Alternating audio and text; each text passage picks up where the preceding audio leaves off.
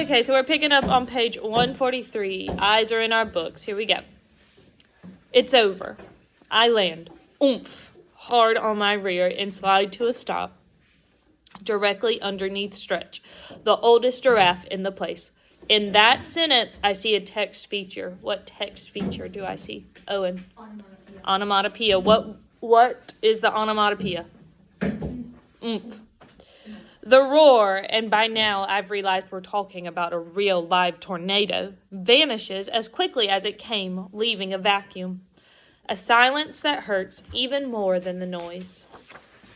Bad dog. And this is why I'm a bad dog. Not bad dog like I chewed your favorite slippers. Bad dog like I'm not a good representative of my species, of any species. I don't think Ivan, Ruby, Julia, are they all right? I've got to find them. That's what a hero dog would do. One of those guys on the Man's Best Friend show. Hero dogs dash into flames and dig into trouble. Hero dogs are fearless. Nope, not my style. What do I do? Bob, untamed and undaunted. And remember, what do untamed and undaunted mean? Owen? Not untamable. Remember, we talked about this. It was on your vocab quiz. It means that he's very what, Raylan? Starts with the B. Ruth? Brave and C. What word would start with? Lily? Courageous. So he's calling himself, I'm untamed and undaunted. I'm brave and courageous. What do? I howl like a newborn puppy. Page 145. Honest. I'm not hurt. Banged up a little, sure, but nothing major. And I don't howl for long, but it's what I do. Like I said, I ain't a saint, but at least I'm honest about my failings. 146. Stretch. Slowly, with some difficulty, Stretch peers down between his two front legs. His body partially shelters me from the rain. Remember, books are flat on the desk. A piece of canvas has draped itself around his neck like an ugly scarf. I swallow my howls. We look at each other, too stunned to form actual words. Finally, Stretch clears his throat. Hello? He says in a strangely calm voice. What kind of animal might you be, if you don't mind my asking? Dog. Didn't think you guys flew. We don't, as a rule. I pick myself up, move out from under Stretch, and take in my surroundings. The pelting rain has slowed some, and the wind has dulled. What was that? Stretch asked, trying and failing to yank the canvas off his impressive neck. Tornado, I think. I've seen tornadoes on the Weather Channel. They look like water swirling down a drain, if the water were black and full of trunks and trees. They looked like death. I gaze up at him. I have to crane my neck. You okay?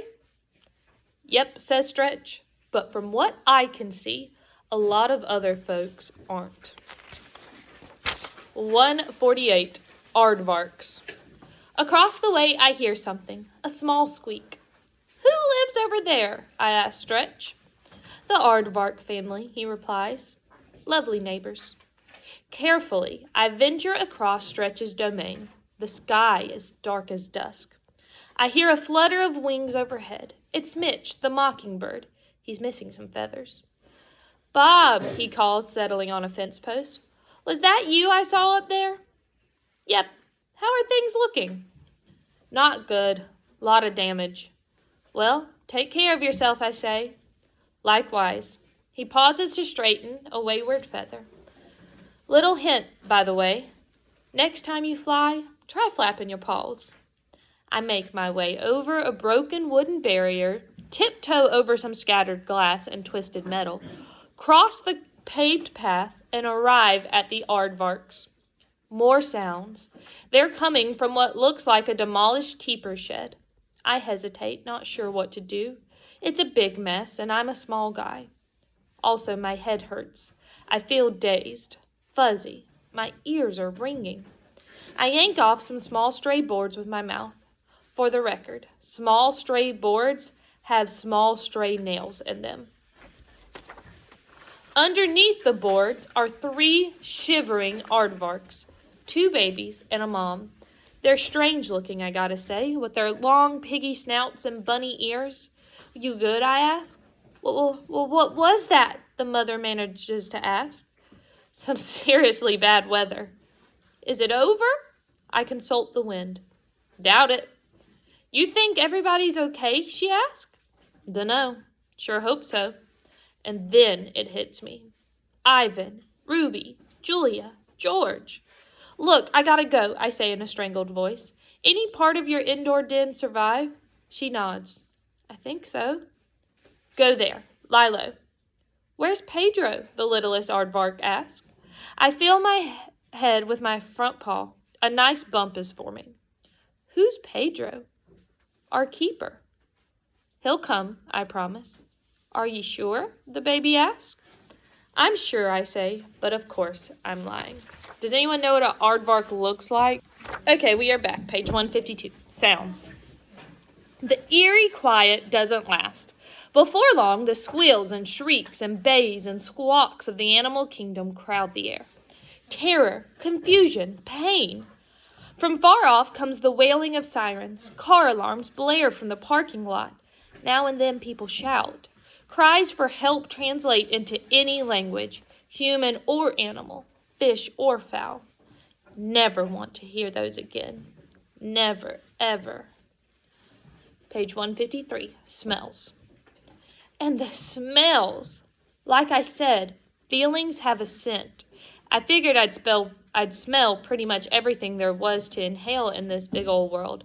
But the smell of sheer terror, of helplessness, of blood, of broken bones, of torn wings? Well, turns out there's a whole lot of smells I've never encountered. Didn't know how lucky I'd been. Page 154, surveying the damage. I pick my way past the devastation. The tornado has left a random path of misery. The African aviary is gone, simply gone. The kids' farm nearby, untouched, although there are some very flustered chickens clucking like all get out from the safety of their hen house. I see few people. Hopefully a lot of potential visitors were scared off by the threatening weather. It looks like some of the animals listened to their early warning system. Those little voices inside telling them something bad was coming their way.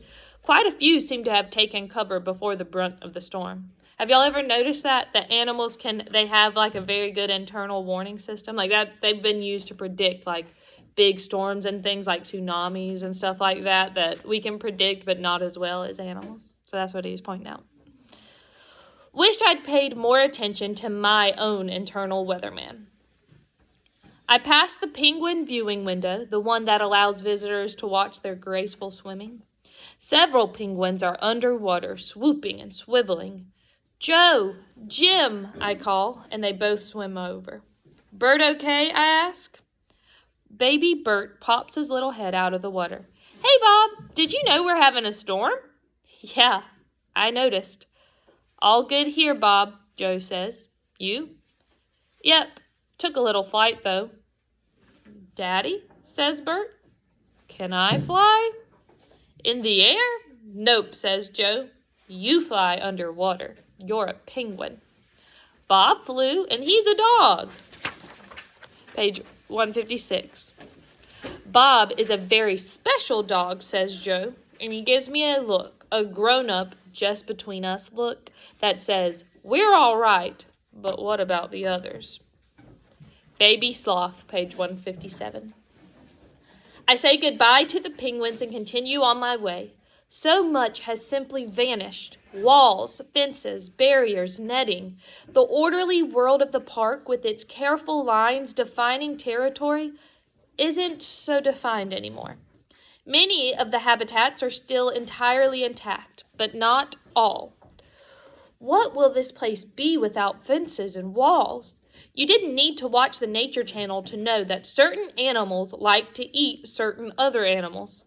I passed 2 squirrel monkeys swinging, happily from the children's Let me start over. I pass 2 squirrel monkeys swinging happily from the children's carousel. A pelican watches from her perch on a popcorn stand. I see a camel and a zebra together, looking stunned to be standing side by side. I notice a red lemur, Merlin, on a picnic table. Lemur eyes are always big if you ask me, but Merlin's eyes look like they're about to pop right out of his head. So lemur is a type of what? Type of monkey, making sure we're all on the same page. I make my way through splintered wood and glass shards and approach the gift shop. It's roofless. Stuffed toy animals are scattered here and there like they tried to make a break for it. An I Love Koalas t-shirt dangles from a tree branch. Around a corner, I see a baby sloth, Sylvia. I think her name is. She's resting on a muddy plush giraffe. Hey there, I say. She makes a tiny noise, a sloth sob, I guess it is. Let's find your mom and dad. I'm not one for hugging and licking and such, but I give her a little nudge with my nose. Sylvia somehow manages to grab the giraffe, then looks up at me like she expects to hitch a ride. How the heck do you pick up a baby sloth? It's not exactly part of my job description. And sloths are, slothy. Carefully, I pick her up by her scruff the way you do with a puppy. She puts that silly toy in her mouth, and off we go. Takes a few minutes, but I find her mom, Selma, and deposit Sylvia on a patch of wet grass. How can I thank you? Selma cries. No biggie, I say, and I head on with fear in my belly and the odd taste of sloth fur in my mouth. 161. Make no sudden moves. This will be our last chapter. I've ridden around the grounds of the park in Julia's backpack enough to know every inch of the place. I've even chatted with many of the residents. But now, everything is topsy-turvy. I keep finding myself in places I don't want to be, like the wolf exhibit. Near the entrance, a sign lies crushed on the ground. It has a picture of a gray wolf with an arrow pointing one way and another arrow with an emperor penguin on it. To my right, I see a piece of hay stuck deep in a tree trunk like a pencil in a cupcake. To my left, water gushes from a pathside ditch, a broken pipe. The boiling sky has settled into a solid blanket of gray, and the rain's quieted to a steady drizzle. Still, I smell more bad weather menacing in the distance. Tossed into a bush is a large informational display with a photo of 2 gray wolves. I don't see any fence or barrier or intact wall. And it dawns on me that grumpy wolves and tiny dogs might not make the best of pals, especially under these trying circumstances. Just as I start to leave, a wolf on the sign seems to move, to blink. Oh, he isn't part of the sign. He's next to the sign. It's Kimu. Hey, I say. No answer. Something tells me I should hightail it out of there. Something else is saying, make no sudden moves. I hate it when my brain disagrees with itself. I split the difference, crouching meekly, doing the whole submissive dog thing. Kimu locks his gaze on me. I try not to make direct eye contact. A lot of animals find that threatening. But his eyes are mesmerizing, glowing amber, and way too smart. He moves again. 2 paws appear. Big paws, nothing like my feeble, shrimpy feet. 3 paws. These paws are the size of hamburger buns. Hamburger buns with lethal claws attached.